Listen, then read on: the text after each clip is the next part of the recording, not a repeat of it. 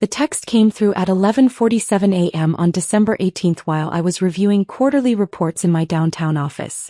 My mother's message sat there on my phone screen, each word carefully chosen to inflict maximum damage while maintaining plausible deniability. Don't come to Christmas this year, Maya. I'm hosting my new business partners from the boutique, the Hendersons and the Whitfields. They're millionaires. Multiple properties. You just embarrass us. You understand, right? It's nothing personal. Just business. Below it, Dad's response appeared immediately. Your mother's right. This is important for her career. Maybe next year. I sat in my leather chair, looking out at the city skyline through floor-to-ceiling windows, and read the messages twice. Then I typed back a single word, understood. My assistant knocked on the door. Miss Chen, your 12:30 with the venture capital team is confirmed. Thank you, Rebecca. One moment.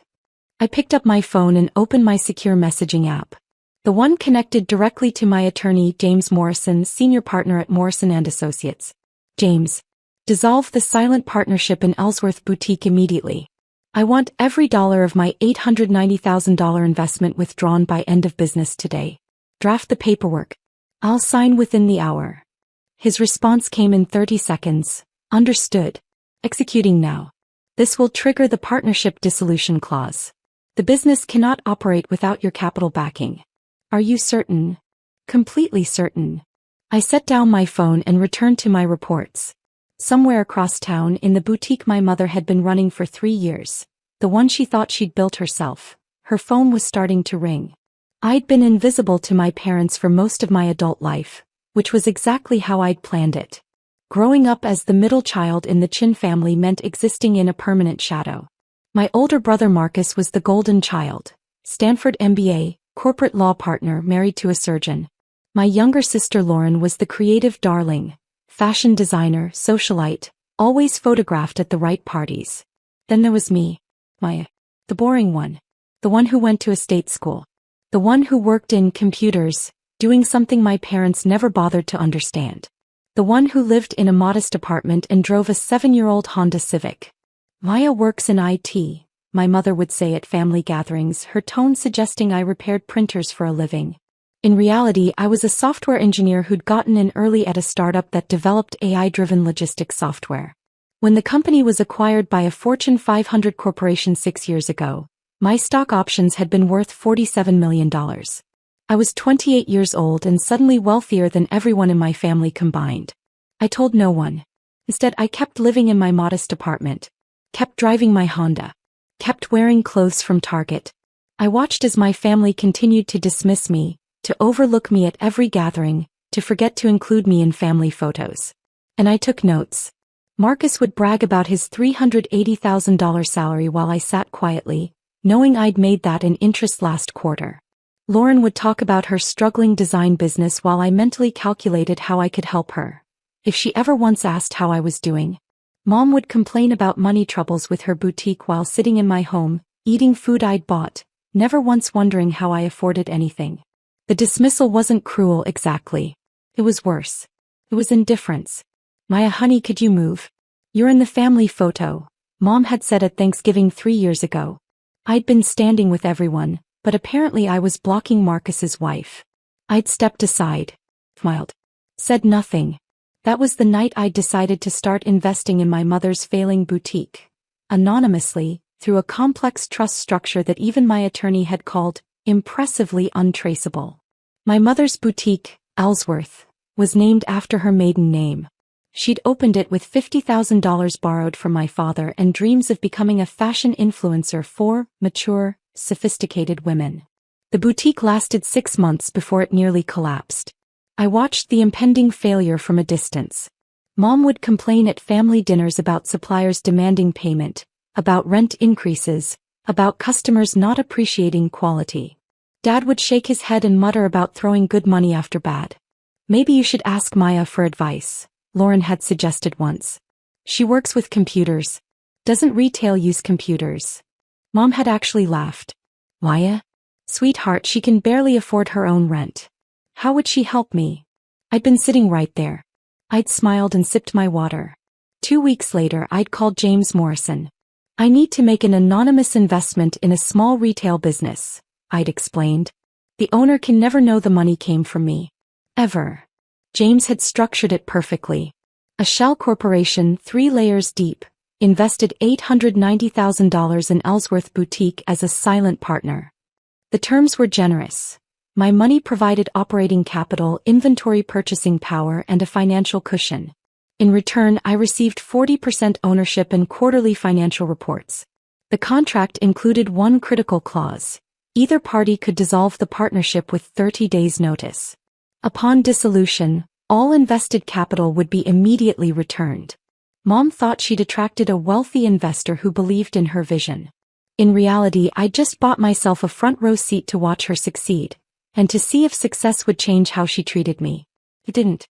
Over 3 years, Ellsworth thrived. My money allowed Mom to stock high-end inventory, hire competent staff, and weather slow seasons. The boutique became profitable. Mom became locally famous, featured in lifestyle magazines and fashion blogs. Her success made her worse. I built this from nothing, she'd announce at family gatherings. No handouts. No help. Just vision and hard work. I'd nod and smile. At my 30th birthday dinner, which I'd hosted and paid for, Mom had spent 45 minutes telling my friends about her boutique success. She never once asked about my work. When the check came, she'd looked at me with surprise. "You're paying? Can you afford this place, honey?" The dinner had cost $800. I'd made $15,000 in dividend payments that day. "I can manage," I'd said. The text message on December 18th shouldn't have surprised me, but somehow it still stung. My mother was hosting Christmas at her house this year. A lavish affair apparently, with catered food and a designer who'd been hired to decorate. She'd been planning it for months, posting about it constantly on social media. I'd assumed I was invited. After all, I was her daughter. But then the Hendersons and the Whitfields had entered the picture. Richard and Patricia Henderson owned a chain of luxury car dealerships. Thomas and Caroline Whitfield had made their fortune in real estate development. Both couples were in their 60s, wealthy, and recently obsessed with investing in local fashion. They'd approached my mother 6 weeks ago about becoming business partners, though from what I could gather from the quarterly reports my anonymous investment entity received, they hadn't actually invested anything yet. They'd simply attended some events, been photographed at the boutique, and promised future opportunities. Mom was starstruck. "They're introducing me to people I never could have met on my own," she'd gushed at Thanksgiving. "Real wealth, Maya. The kind that buys multiple properties. Not just getting by." She'd looked at me when she said that last part. Now 3 weeks before Christmas, I was being uninvited. "The Hendersons are bringing their son, who's a venture capitalist," Mom's follow-up text explained. "The Whitfields are bringing their daughter, who owns an art gallery. It's going to be very high-level conversation. Business strategy. Investment opportunities. You'd be bored anyway. Plus, Caroline specifically asked about the guest list. She wants to discuss a potential expansion partnership. I can't risk anything." Awkward. Translation: "You're too poor and unsuccessful to be seen by my new rich friends." My father's text came next. "Your sister's coming with her new boyfriend. He's a plastic surgeon. Marcus is bringing Jennifer and the kids. Everyone there will be established. You understand? We'll do something with you in January." I stared at my phone for a long moment. Then I texted back to both of them, "Understood." But I didn't feel understanding. I felt clarity. For 3 years I'd quietly funded my mother's dream. I'd made her success possible. I'd never asked for credit or recognition. I'd simply wanted to help, and perhaps secretly I'd hoped that her success might make her kinder more appreciative, more likely to see me. Instead, she was now using that success as a reason to exclude me from Christmas. I opened my secure app and messaged James. James called me at 12:15 p.m. "Maya, I've reviewed the partnership agreement. If you trigger the dissolution clause, Ellsworth Boutique will face immediate financial crisis. Your $890,000 represents approximately 70% of their operating capital. Without it, they won't be able to pay suppliers, make rent, or cover payroll. The business will likely fold within 60 days. I understand. Your mother will lose everything. Her reputation. The partnerships she's building. I understand that too. There was a pause. James had been my attorney for 6 years. He knew the whole story. The anonymity, the family dynamics, the reason I'd structured the investment the way I had. What happened? He asked quietly. I've been uninvited from Christmas. I'm too poor to be seen by her new millionaire friends. Another pause. Then, I'll have the paperwork ready in 30 minutes. This will hurt her, Maya. Good. I signed the dissolution documents at 1 p.m. in James's office. The paperwork was delivered to Ellsworth Boutique by courier at 2:30 p.m., along with formal notification that the silent partner was withdrawing all invested capital, effective immediately, per the 30-day dissolution clause. But I'd added one modification. James, the original contract allows for 30 days notice. I want to accelerate the timeline. How quickly can we execute the withdrawal? If you're willing to pay the early dissolution penalty, which would be about $90,000 based on the contract terms, we could execute immediately.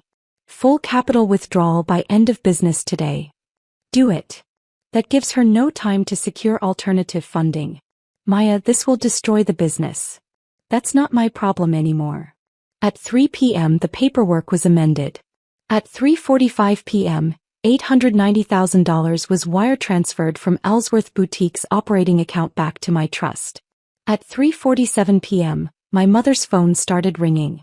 I was in a meeting with my venture capital team when my phone started buzzing. Mom again. Marcus. Lauren. I silenced it and continued my meeting. By 6 p.m., I had 43 missed calls and 72 text messages. I read them in my office after everyone had left. Mom, 3:51 p.m. Maya, call me immediately. Emergency. Mom, 4:02 p.m. I don't understand what's happening. My investor just withdrew everything. Everything. Please call me. Mom, 4:15 p.m. The bank is saying I don't have enough to cover payroll. Maya, I need to borrow money.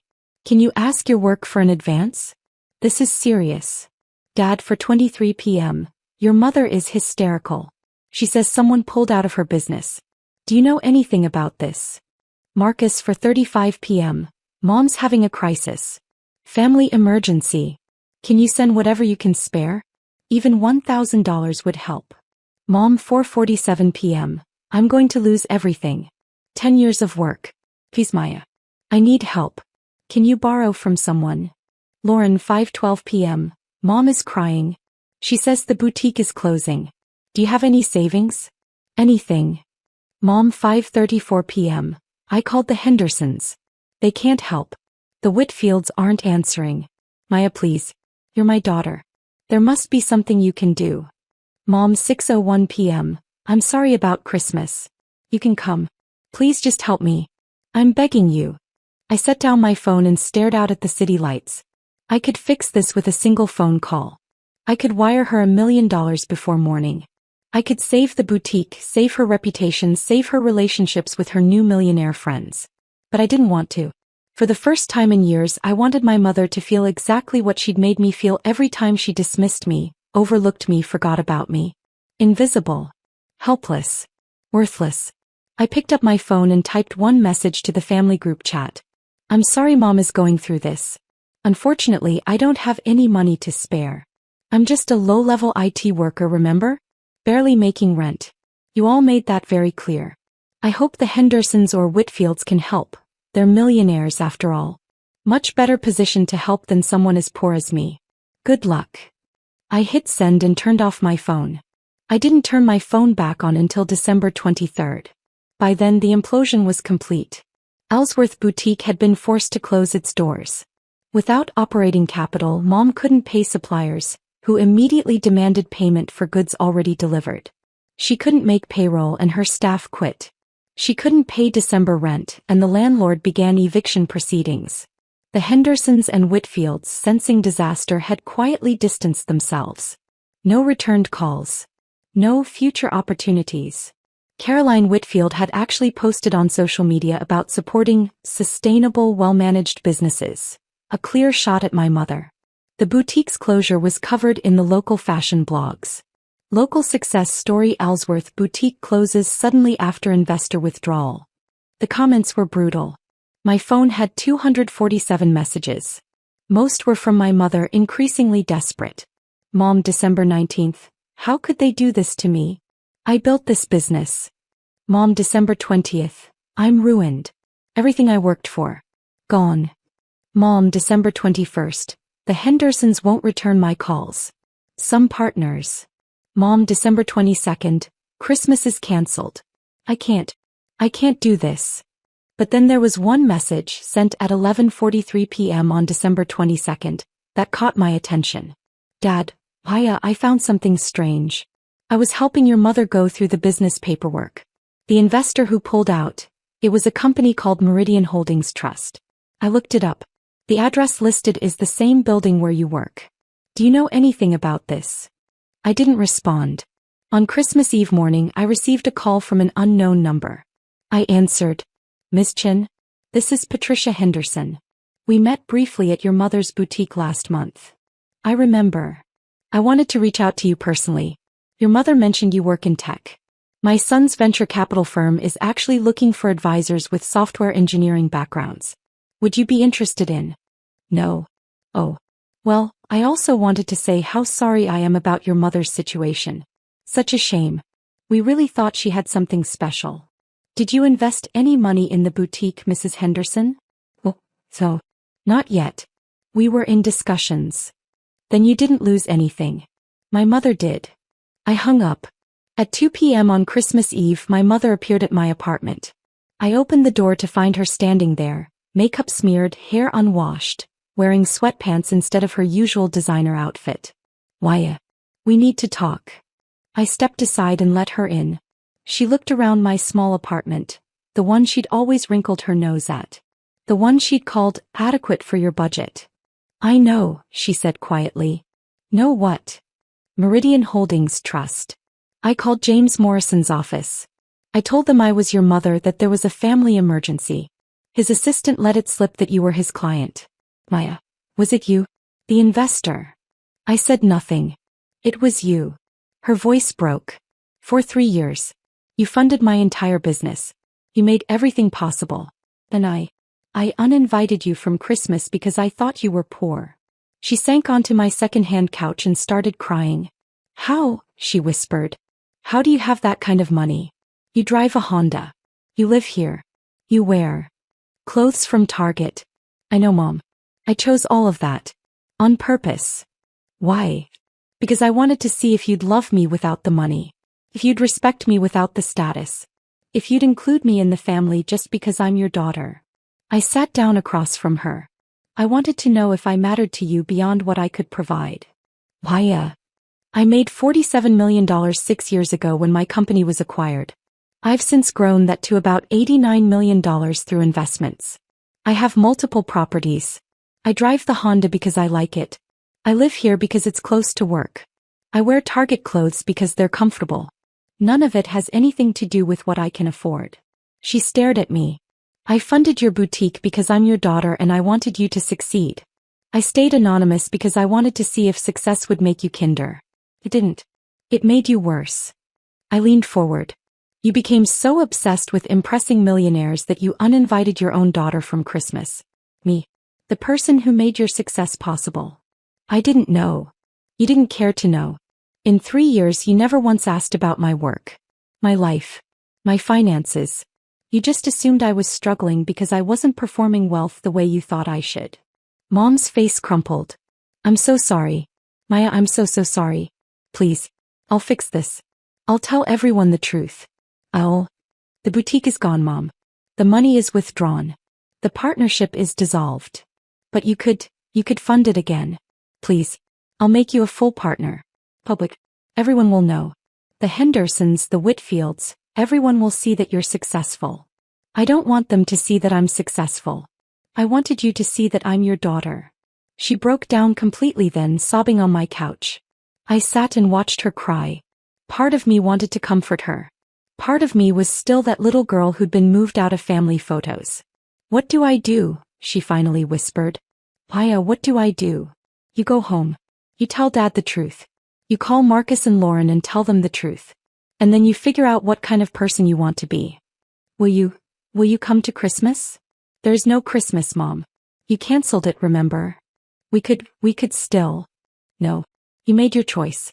I'm spending tomorrow with people who actually want me around. That was partially true. I'd been invited to Christmas dinner by Rebecca, my assistant, who'd noticed I had no plans.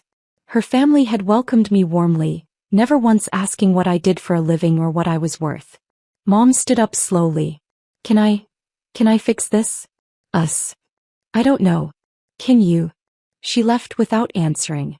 The truth spread through my family within 48 hours. Marcus called on December 26th. Maya, I don't even know what to say. Dad told me everything. Your worth, and you funded Mom's, and we all just dismissed me, forgot about me, excluded me.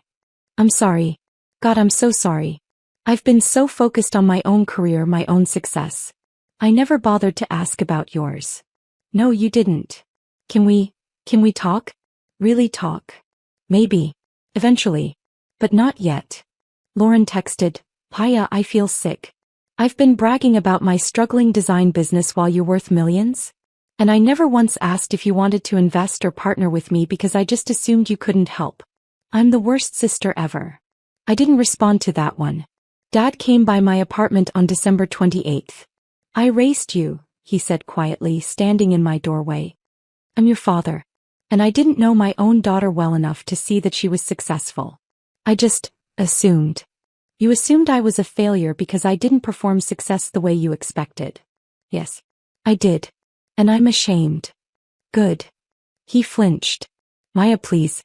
Tell me how to fix this. Start by asking yourself why you never asked about my life. Why you agreed when Mom said I'd be embarrassing. Why you thought Christmas with successful people was more important than Christmas with all your children. I was wrong. Completely, utterly wrong. Yes, you were. He left looking 10 years older. The Hendersons and Whitfields, meanwhile, had started calling me. Apparently word had spread through their social circles that the poor daughter was actually worth $89 million. I blocked their numbers. By New Year's Eve, Mom had sent me 147 messages. Most were apologies. Some were justifications. A few were desperate pleas to reconsider funding the boutique. I didn't respond to any of them. Instead, I spent New Year's Eve at Rebecca's house, playing board games with her family and eating homemade pozole. Nobody asked what I was worth. Nobody cared that I drove a Honda. Rebecca's mother hugged me when I left. You're welcome here anytime, Mija. Family isn't about blood. It's about who shows up. I cried in my car for 20 minutes after that. It's been 6 months now. The boutique never reopened. Mom tried to secure funding from banks, from investors, even from Marcus and Dad, but nobody wanted to back a business that had already failed once. The mysterious investor withdrawal had spooked everyone. She got a job as a sales associate at Nordstrom. It's a good job, stable, but it's not the boutique. It's not being the boss. It's not being featured in magazines. She's had to learn humility the hard way. We talk now. Once a week, usually on Sunday evenings. The conversations are awkward, stilted. She asks about my work now. Really asks, listening to the answers. She's stopped performing her old life, stopped pretending everything is perfect. Last month she said something that surprised me. I've been in therapy, trying to understand why I did what I did. Why I needed to impress the Hendersons so badly that I hurt my own daughter. Have you figured it out? I think I was so desperate to be seen as successful that I couldn't see what actually mattered. I built my identity around wealth and status that wasn't even real. And I destroyed my relationship with you in the process. It wasn't enough. Not yet. But it was something. Marcus and I have had lunch twice. He's trying at least. He asked about my investment strategy, my portfolio, my plans. Real questions. Genuine interest. Wasted years competing with you, he admitted. Trying to be the most successful Chen kid. And you'd already won. You just never needed to tell anyone. Lauren and I are still distant. She's struggling with what she calls the humiliation of not knowing. I think she'll come around eventually. Dad sends me articles now. Things he thinks I'd find interesting. Tech news. Investment strategies. It's his way of saying he's trying to understand me. I haven't given any of them money. I won't. That's not what they need from me, and honestly, it's not what I want to give. What I want is what I've always wanted. To be seen. Not for my bank account. Not for my success. Just for being me. As for the $890,000, I donated it to a scholarship fund for first-generation college students studying computer science. Kids who, like me, might come from families that don't understand their path, who might need someone to believe in them. I named it the Invisible Scholars Fund, because I spent too many years being invisible to the people who should have seen me most clearly. Last week, Mom asked if I'd come to Thanksgiving this year. Just family, she said. No Hendersons. No Whitfields. No millionaire partners. Just us. And I promise, Maya, I promise, you'll be in every photo. Front and center. I told her I'd think about it. But honestly, I'm leaning toward yes. Not because I've forgiven everything. Not because the hurt has disappeared. But because she finally sees me. And sometimes that's enough to start rebuilding what was broken. Even if it takes years. Even if it's never the same. At least now I'm not invisible anymore.